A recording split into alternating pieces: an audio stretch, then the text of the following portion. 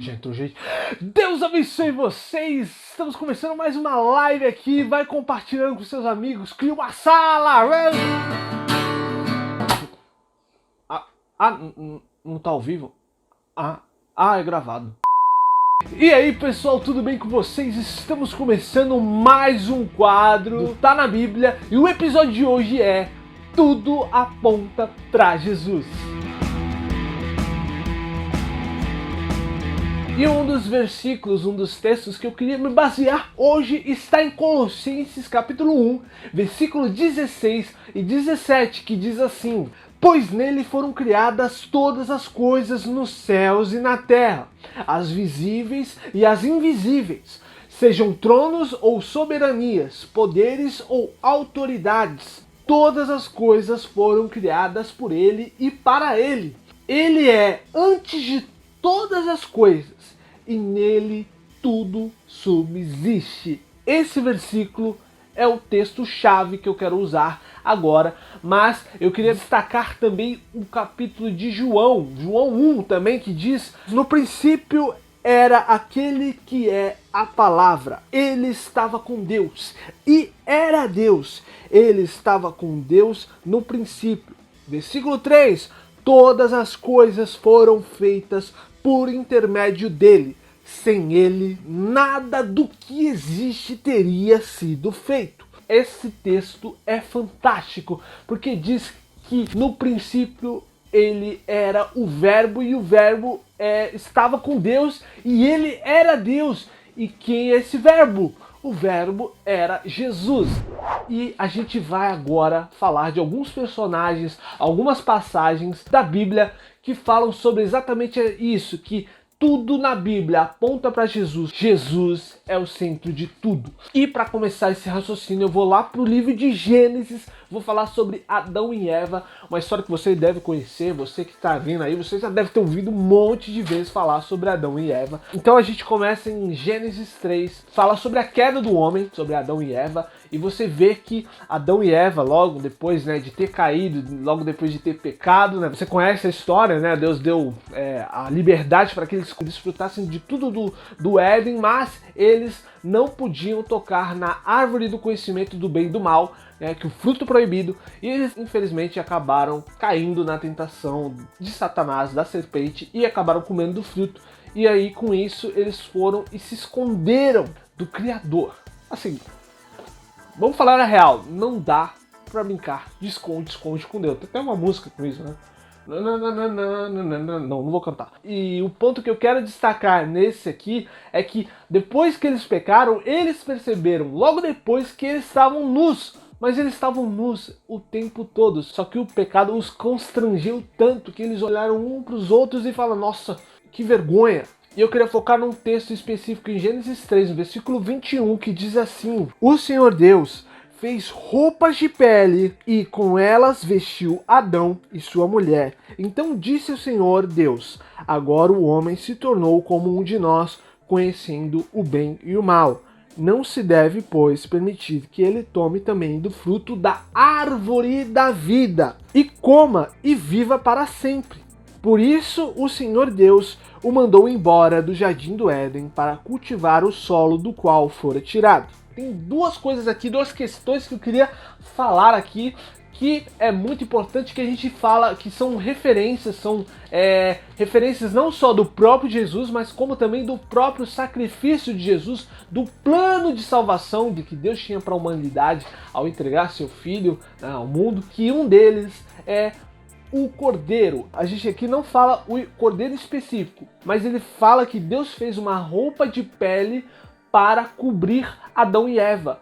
E é muito mais do que só cobrir a nudez de Adão e Eva. É algo assim, Deus fez a pele de um animal para cobrir o pecado de Adão e Eva. Era isso que Deus estava mostrando, que eu vou usar agora uma pele de animal para cobrir o pecado de vocês, mas logo mais não precisará mais disso, porque eu vou usar a pele de um cordeiro, cordeiro santo, o cordeiro de Deus, que vai tirar o pecado do mundo. O próprio Jesus Cristo, o sacrifício de Jesus, cobriria os pecados e daria redenção à humanidade. nesse texto também fala sobre a árvore da vida. Jesus é a árvore da vida, porque ele mesmo fala: eu sou o caminho, a verdade e a vida. Jesus é a vida, como eu falei no vídeo anterior, Jesus é a videira que traz vida, então ele é a árvore da vida. Em Gênesis 22, fala sobre Abraão. Abraão, ele tinha uma promessa que ele teria um filho, mesmo depois de uma certa idade, ele teria um filho.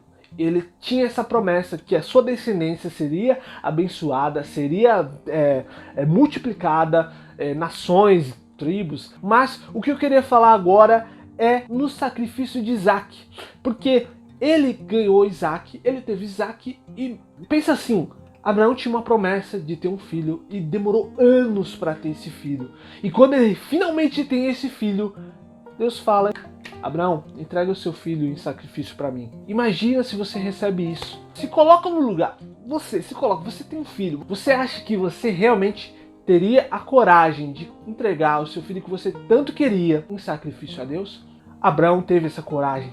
Olha só, e foi incrível porque Abraão tinha fé. Porque logo em Hebreus, lá pra frente em Hebreus, fala que Abraão sabia que tinha algo, sabia que mesmo entregando Isaac, mesmo que ele fosse sacrificado, ele poderia voltar a ter vida. Então, olha só, a fé de Abraão foi tão grande que ele obedeceu a Deus, porque ele sabia que Deus estava no controle. E a grande questão aqui está no verso 8, mas assim, para contextualizar um pouquinho, Abraão foi entregar Isaac em sacrifício, então ele foi lá, subiu no monte, né, com Isaac, e Isaac estava levando a lenha, as coisas para o sacrifício. Então eles estavam andando e Isaac começou a se questionar, se perguntar: peraí, tá faltando alguma coisa aí, tá faltando alguma coisa. Tem lenha, tem um monte de coisa aqui. E o animal, e o cordeiro? Cadê o cordeiro, né, para sacrifício? E olha só o que Abraão falou. Ele falou assim no versículo 8: Deus mesmo há de prover o cordeiro para o holocausto, meu filho.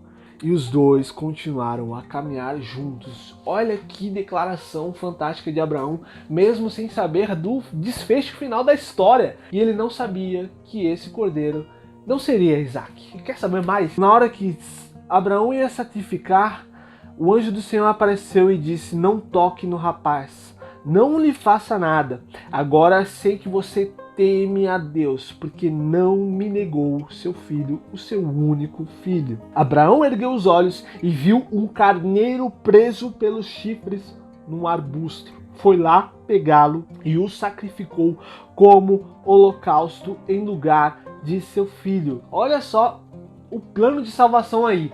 Era para Isaac ter morrido no lugar, mas o cordeiro se ofereceu para morrer no lugar dele.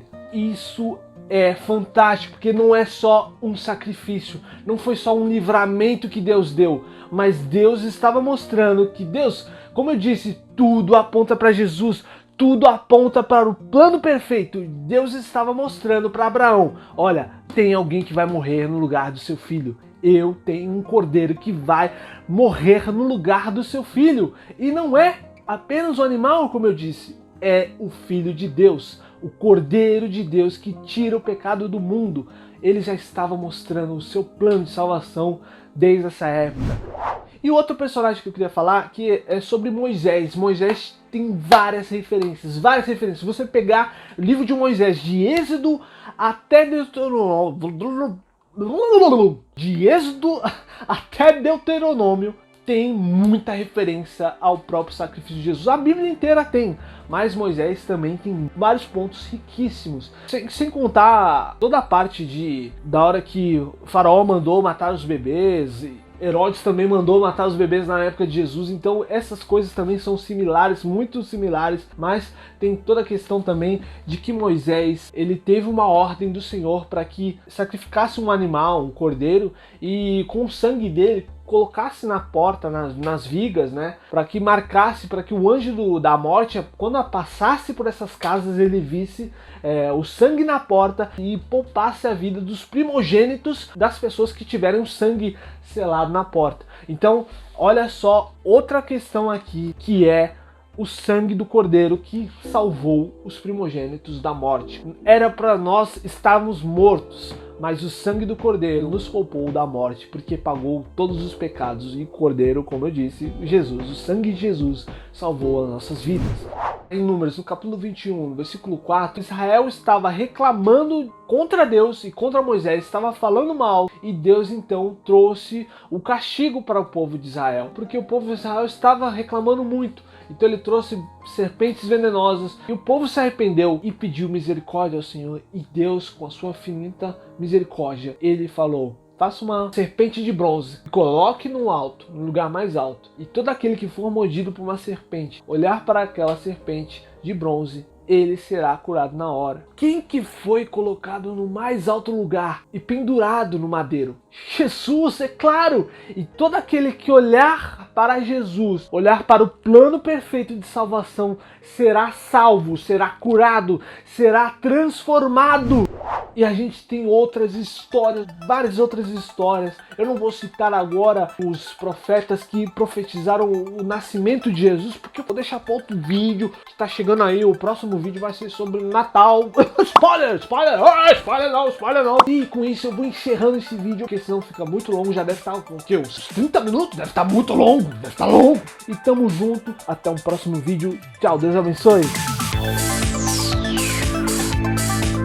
Essa foi mais uma live. Se inscreva no nosso canal aí, ó, canal do YouTube. A gente tá no Facebook, aqui é Facebook, mas tá no YouTube, é estranho, né? Mas se inscreva no canal, ativa o joinha, ativa o sininho para receber notificação e tchau.